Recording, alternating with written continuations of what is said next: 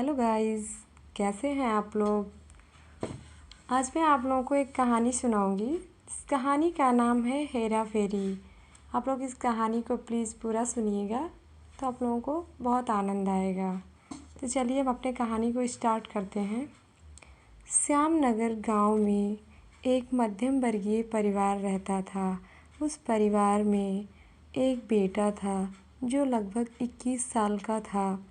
उसका विवाह हो चुका था। विवाह हुए 2 वर्ष हो चुका था।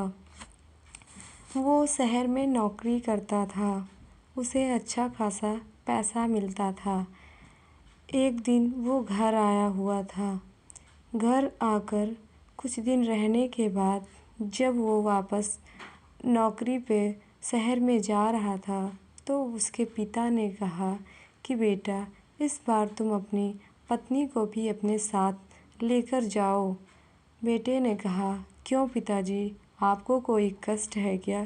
तो पिता ने कहा, नहीं बेटा, गांव समाज हमें क्या कहेगा कि पुत्र वहाँ रहता है और बहू को हमेशा अपने पास रखते हैं, इसलिए तुम इसे लेकर वहाँ जाओ, तुम्हें भी तो आराम मिलेगा। बेटे ने बहुत समझाया कि पिताजी, इस उम्र में आप लोगों को थोड़ा सा आराम मिलेगा, लेकिन बाप सुनने वाला ना था। उसने कहा, नहीं बेटा, तुम अपने पास लेके जाओ, तुम्हें भी तो 2 रोटी का सहारा चाहिए। बेटे को समझ आ गया। उसने कहा, ठीक है। वो अपने पत्नी को लेकर शहर चला गया।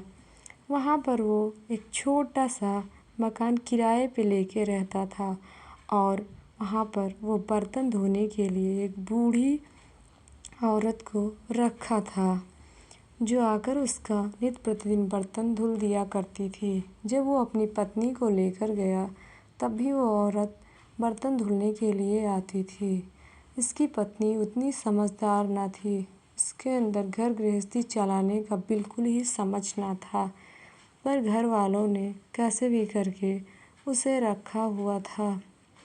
लड़के को जल्दी छुट्टी ना मिलती थी घर आकर विश्राम करने का, फिर भी उसने कहा कि तुम घर पे रहो, मैं रोज़ ही किसी तरह से टाइम निकाल कर आ जाया करूँगा, परंतु हो सकता है कि मैं घर के अंदर ना आ पाऊँ, बाहर से ही तुम्हें देखकर चला जाऊँगा।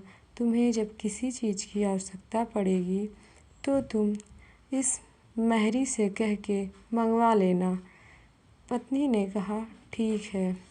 अब वो लड़का अपने नौकरी पे चला गया, परंतु वो रोज़ ही अपने पत्नी को देखने के लिए और उसे पैसे देने के लिए आता, लेकिन उसे इतना समय न था कि वो घर में आए। वो आकर अपने दीवार के पास एक रोशनदान लगी हुई थी, उसी के ओट से अपने पत्नी को देखता और हाथ डालकर वहाँ पर एक सोने का सिक्का नीचे गिरा जाता था, जिससे कि उसके पत्नी का गुजारा हो सके। परंतु पत्नी चतुर ना थी, उसे कुछ समझ ही ना था। वो रोज़ ही ये काम करती थी कि जब वो पैसा गिरा के चला जाता था, वो उस सिक्के को उठाकर जब वो बर्तन धोने वाली औरत आती थी तो उसे शाम में उठा कर दे दिया करती थी।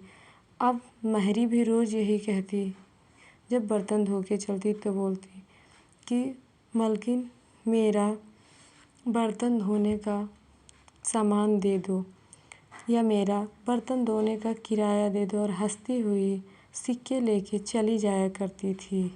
इसको इतना ना पता था कि ये सिक्का सोने का है कि चांदी का। स्त्री महामूर्ख थी। इस तरह कई महीने गुजर गए। भगवान के संयोगवश उधर से एक बारात निकला। बारात आगे निकल गया और दुल्हन की डोली पीछे आ रही थी। रात हो चुका था तो कहारों ने सोचा कि काफ़ी रात हो गया है, अब डोली को लेके जाना ठीक नहीं है, इसलिए यहाँ बस्ती है, यहीं पे डोली रोक देते हैं। कहार सो गए और दुल्हन भी सो गई। उधर से चोर आ रहे थे, उस दिन उन लोगों को कुछ भी चोरी करने को ना मिला था। चोरों ने सोचा, चलो आज चोरी नहीं किए हैं तो हेरा फेरी ही कर देते हैं। वो आए और चुपके से दुल्हन के पास गए और डोली के दुल्हन को उस घर में सुला दिए और इस घर की सोती हुई औरत को ले जाकर उस डोली में बिठा दिए। रात बीता, सुबह हुआ तो कहार उस औरत को लेकर चले गए। इधर ही इस लड़की का आँख खुला तो ये देखती है कि मैं कहाँ आ गई हूँ। मेरा तो विवाह हुआ था, पर ये तो एक सामान्य घर है। मैं कहाँ पर हूँ? इसमें तो कुछ पता ही नहीं कौन रहता है, कहाँ है, क्या है। इसी उधेड़-बुन में वो बैठी थी। दोपहर होने वाला था कि महरी आ गई और वो इस औरत को देखकर चौंक गई। पूछी कि आप कौन हैं? तो उसने अपनी सारी कहानी बता दी। महरीन को उस पर दया आ गई। उसने कहा, ठीक है, इस घर में रहो, बाबूजी आएंगे तो हम बता देंगे।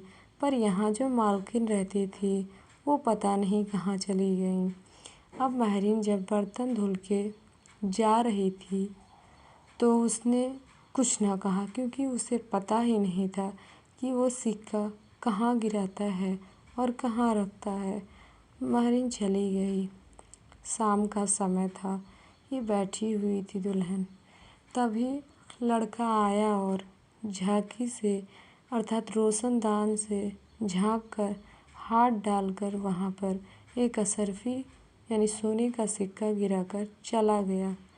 लड़की जब उधर झाड़ू लगाने गई तो उसने देखा कि यहाँ पर एक सोने का सिक्का पड़ा हुआ है। वो सोने के सिक्कों को उठाई और घर पे रख दी। इस तरह नित्य प्रतिदिन वो उठाती और रख देती। एक दिन महरी को बर्दाश्त ना हुआ। उसने पूछा, उसने कहा कि मालकिन, जब मैं बर्तन धुल के जाने लगती हूँ तो आप मुझे इसका किराया नहीं देती हैं। तब उस औरत ने कहा कि इसका किराया क्या लोगी? तो उसने कहा, वो मालकिन थी तो मुझे पीला वाला सिक्का दिया करती थी। तब ये लड़की यानी ये दुल्हन झूठ बोली। इसने कहा कि मुझे तो वो सिक्का मिलता ही नहीं है, मैं आपको कहाँ से दे दूँ? इतना बात सुनकर महरी को विश्वास हो गया कि हो सकता है इसको यह सिक्का ना मिलता हो, और वह चुपचाप घर चली गई। इसी तरह समय बीतता गया। 6 महीना हो गया। उस लड़के को 15 दिन की छुट्टी मिल गई। जब वो घर आया तो देखा कि मेरे घर में ये दूसरी स्त्री कौन है। उसने उससे सब कहानी पूछी तो उसने अपने आने का कारण बता दिया और रोने लगी। और उसने कहा कि अगर आप मुझे स्वीकार ना करेंगे तो मैं कहाँ जाऊँगी। उस लड़के ने उससे कहा, ऐसा कभी नहीं हो सकता है कि हम आपको स्वीकार ना करें, आप बहुत ही अच्छी हैं। इस तरह बात करते हुए थोड़ा समय बीत गया।